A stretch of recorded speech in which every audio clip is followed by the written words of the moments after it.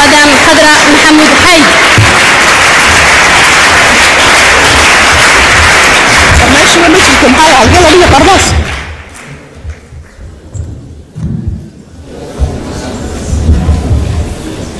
Eh ben,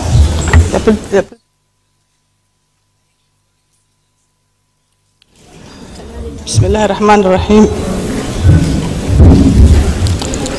Mesdames et messieurs, salam alaikum wa rahmatullahi wa barakatuh.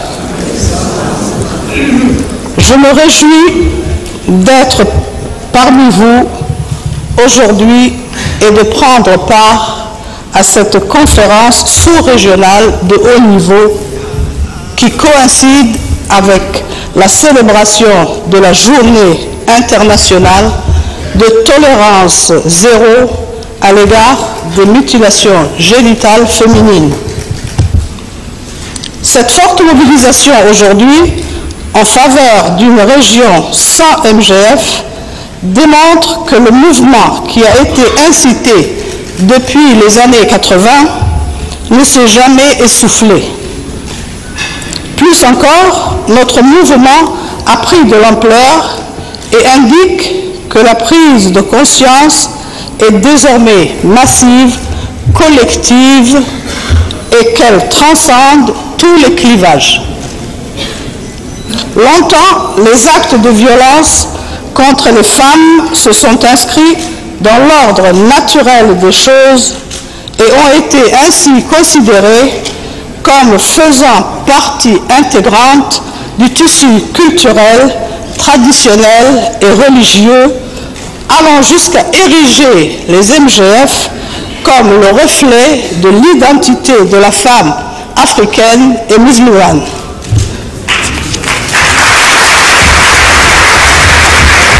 Aujourd'hui, il est heureux de le constater, cette vision désuète et impartiale de l'identité féminine est en train de se transformer au fur et à mesure que par l'éducation, par la pédagogie, par le militantisme, se brisent des résistances rétrogrades et des archaïsmes mensongers, voire criminels.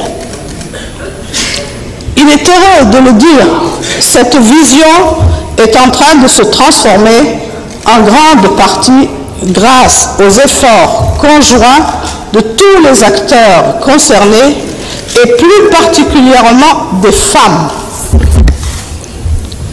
Mesdames et messieurs, parce qu'elles sont à la fois tantôt bourreaux, tantôt victimes, les femmes ont été au cœur de ce combat difficile pour changer les comportements et les attitudes vis-à-vis de ces pratiques rituelles et pour lever un tabou social.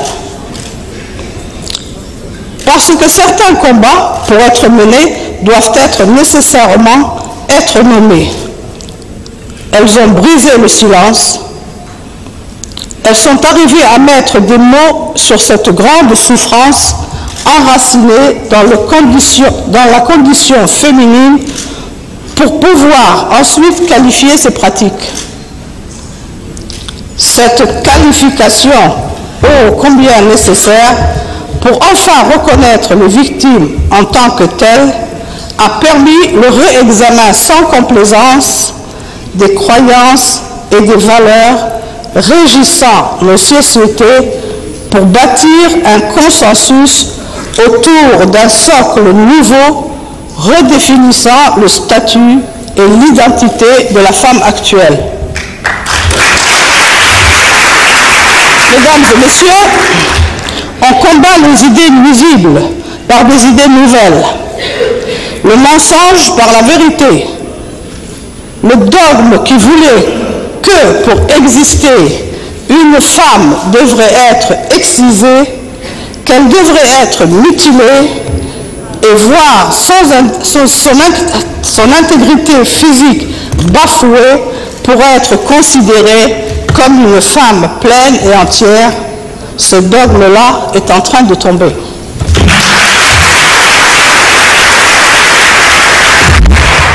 La vérité, c'est de plus en plus de femmes et d'hommes s'en détournent au vu des conséquences dramatiques et désastreuses sur la vie d'une femme et parfois même toute une famille.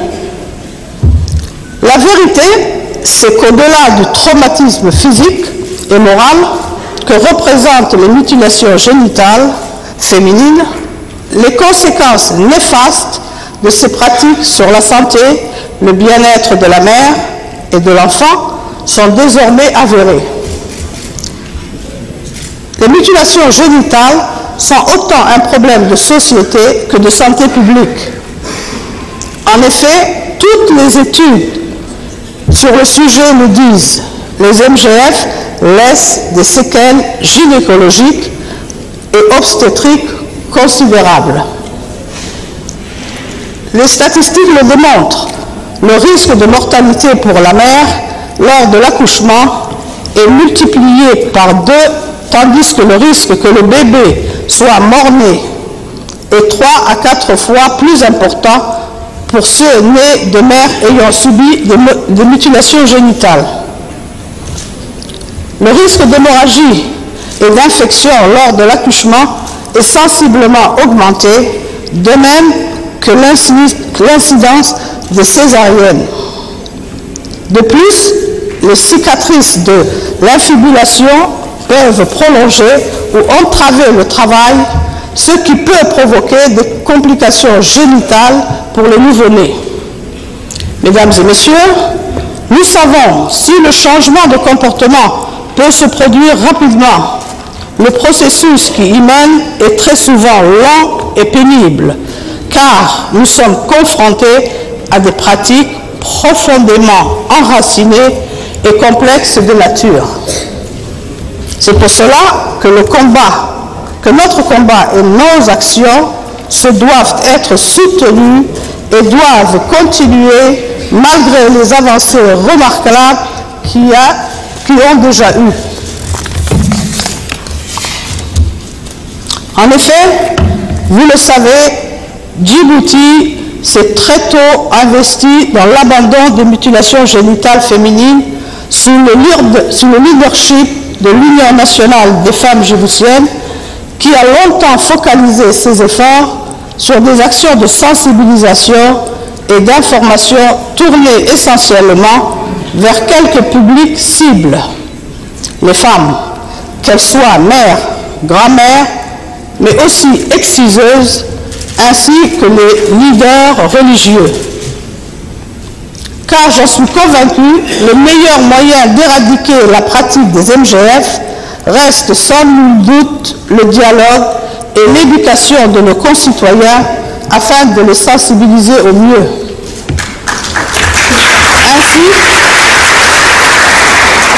Ainsi, on assiste à l'émergence de communautés qui se sont de plus en plus mobilisées pour la protection et la promotion et protection des droits des femmes et des enfants.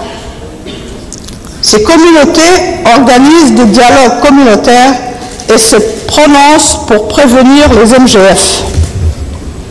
La méthode adoptée privilégiant la sensibilisation et la pédagogie a démontré son efficacité et a permis d'éviter la stigmatisation et l'exclusion de principaux concernés qui sont très souvent les membres d'une même famille.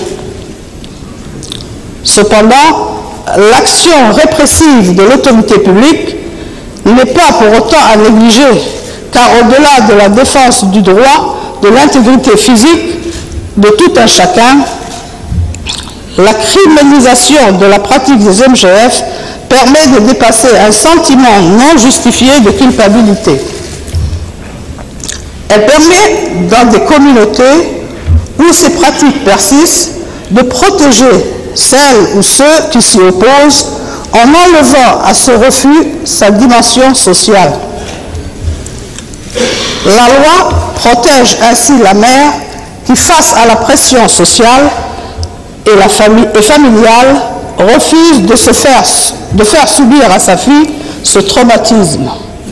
Ou encore la jeune fille qui souhaite se soustraire au dictat familial qui a désormais qui a désormais la loi de son côté. Mesdames et messieurs, nous avons certes parcouru du chemin, et si aujourd'hui nous pouvons nous targuer d'avoir fait reculer la pratique des MGF, à travers notamment la décision de l'Union africaine adoptée en 2011, appelant à la résolution de l'Assemblée générale des Nations unies visant à interdire les mutilations génitales féminines, adoptée en décembre 2012, nous nous devons d'intensifier nos efforts en la matière. À ce titre, je tiens à rendre un hommage appuyé à Madame Emma Bonino et à travers elle l'organisation No Peace Without Justice.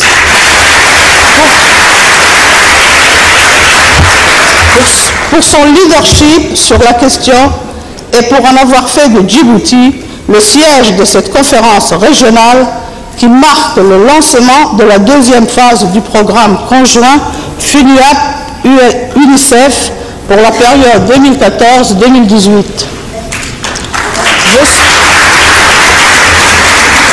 Je suis persuadée que les interventions et les contributions que les participants de haut niveau ici présents fourniront viendront enrichir les discussions autour de ce sujet d'importance et orienteront notre action pour surmonter le défi de l'élimination des mutilations génitales féminines qui, en dépit des progrès encourageants, reste encore immense.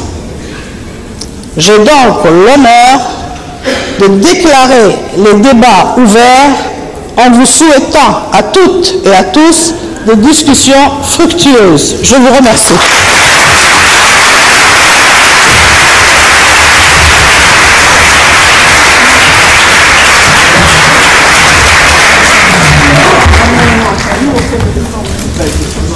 Madame la Première Dame, honorables invités, nous vous invitons maintenant à une pause café. Mais je rappelle pour les participants et techniciens que la conférence reprendra